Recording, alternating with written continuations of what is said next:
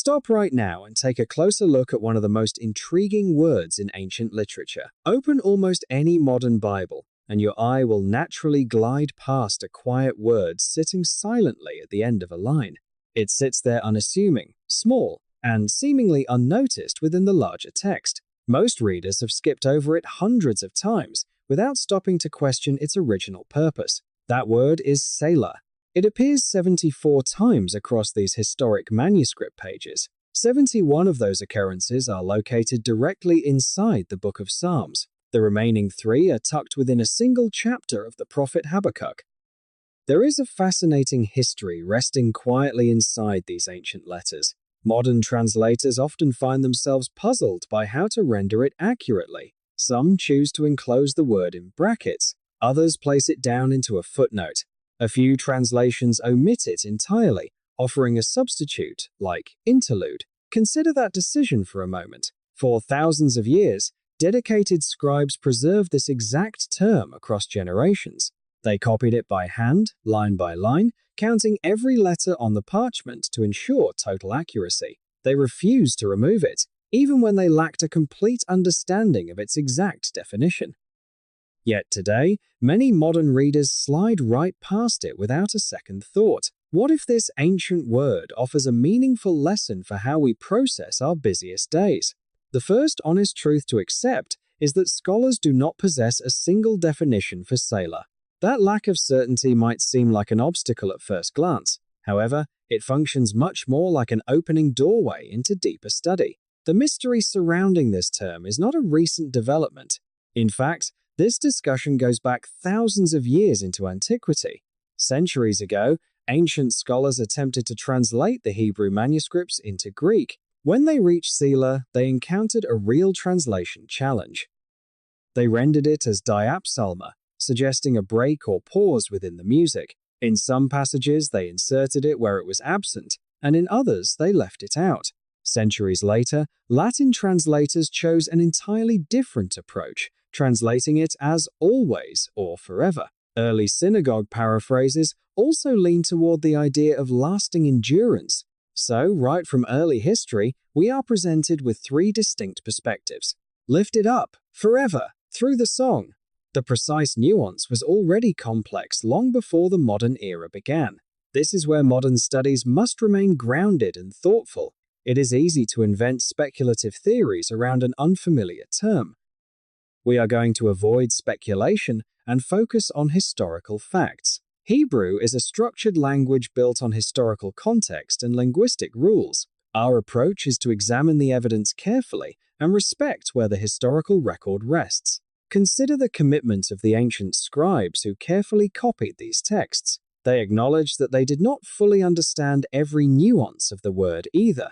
Yet they resisted the temptation to simplify the sentences for future audiences. They possessed the opportunity to edit the text for smoother reading. Instead, they preserved the manuscript exactly as they received it. They maintained all 74 instances because they viewed every single letter with deep reverence. They carried this legacy forward so that readers today could explore its rich context. Notice where Selah is positioned within the ancient writings. It does not appear in historical records or administrative accounts. You will not find it in legal frameworks or formal letters. It belongs specifically to the poetic and musical traditions. Today, we often read the Psalms as quiet personal poetry. Originally, they served as vibrant musical anthems for communal gatherings. Picture the massive temple courts filled with gathering crowds from various regions. The morning atmosphere rises as music begins to fill the wide open space. Stringed instruments play, trumpets sound, and trained choirs sing together in harmony. That is the setting where Selah resides, a dynamic environment of shared reflection and music. Look closely at the manuscript headings as well. Most psalms containing Selah are directed specifically to the choir director. This was functional notation designed for skilled musical leaders of the time. If Selah serves as a practical mark in a composition, what direction was it offering?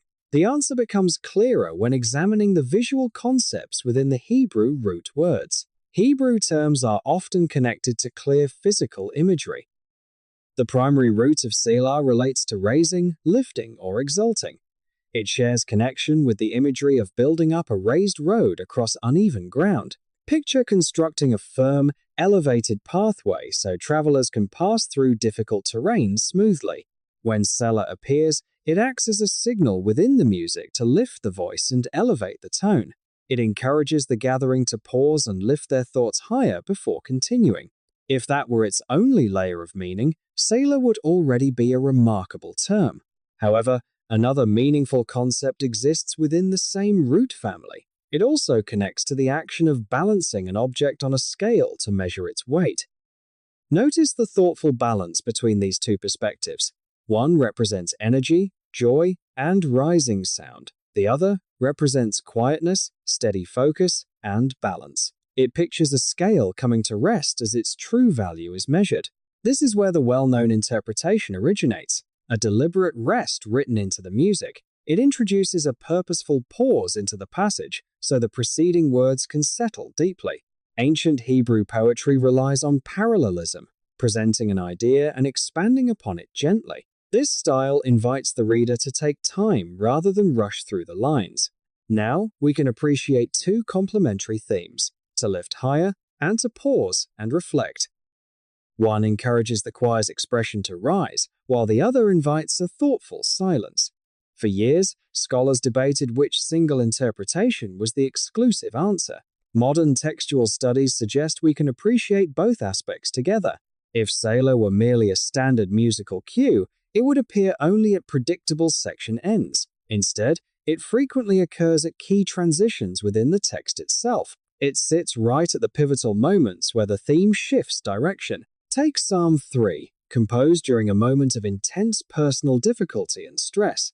In that short prayer, Selah appears 3 distinct times right where the tone changes. First, when describing the pressure of surrounding challenges, then, as the focus turns toward quiet confidence and inner strength, and, finally, as a sense of peace and resolution is expressed. From hardship to trust to eventual relief, Selah marks the transition point between concern and hope. Consider Psalm 46, which describes mountains shaking and the natural world in turmoil. 3 times the surrounding landscape moves, and 3 times Selah appears at the quiet turn. It brings the reader directly toward the famous phrase, "Be still and know."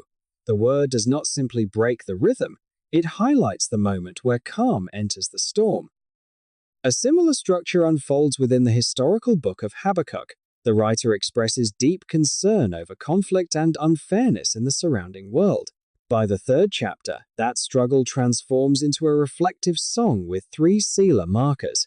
It reminds the reader to pause, measure the steady guidance of the past, and find perspective. Do you notice the thoughtful function behind this ancient word? The very fact that Selah requires us to stop and think changes how we read. A simple, predictable word is read and quickly forgotten. A unique, reflective word acts like a gentle speed bump on the page. It interrupts our speed and invites our thoughtful attention. Modern life is often built around continuous movement with very few pauses. The moment quiet arrives, we often seek immediate distraction or entertainment. We can read profound ideas, close the book, and miss the depth because we move too quickly. Selah offers a timeless invitation to adjust our pace. It grants permission to stop, breathe, and let meaningful ideas rest in our minds. The people who first sang these words faced real hardships, uncertainty, and grief. They paused in the middle of those struggles because they valued reflection. They recognized that difficulty does not have to be the final note of the song. So, the next time your eyes find this small word resting at the end of a line, take your time. It is not an error, a distraction, or an obsolete piece of history. It is a gentle invitation. Pause, weigh what you have learned, and lift your perspective higher. The theme is shifting, and a clearer view is waiting just ahead. Historical texts often hide their greatest insights in the quietest places. When we slow down, we begin to discover details that were always there waiting for us.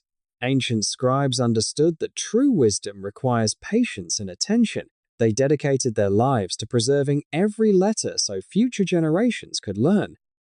Today, we have the opportunity to read these words with that same sense of patience. Instead of rushing to finish the page, we can appreciate the space between the lines. That space allows us to process complex thoughts and find clarity. In a world full of noise, learning to pause is a valuable skill. It gives us room to think deeply before taking our next step. Selah reminds us that rest is not wasted time. It is essential for understanding. Every pause in music gives definition and beauty to the notes that follow. Without pauses, music becomes overwhelming and loses its structure. The same truth applies to how we absorb knowledge and experience life. When you learn to embrace the quiet moments, your perspective becomes clearer. You begin to notice the transitions and shifts happening around you. You realize that challenges are often followed by moments of renewed strength. This ancient practice of pausing carries timeless value for anyone willing to practice it. It encourages us to step back from busy routines and look at the bigger picture. It teaches us to value stillness just as much as activity. The writers of the Psalms built these moments directly into their work on purpose. They wanted the listener to absorb the full weight of every idea expressed. They knew that powerful truths need time to settle before moving forward. That is why Selah remains one of the most brilliant literary markers in history. It bridges the gap between sound and silence, activity and reflection. It stands as a testament to the care and wisdom of ancient preservation. So, as you continue reading and learning, carry this lesson with you. Do not be afraid to stop when you encounter something profound or challenging. Give yourself the moments you need to measure what matters most. Lift your thoughts above the immediate noise around you. Let the quiet moments do their work in restoring your focus. Remember that every great narrative includes pauses that prepare us for what comes next. Embrace the quiet, weigh the truth, and move forward with renewed clarity. Take a breath, reflect deeply, and let the journey continue.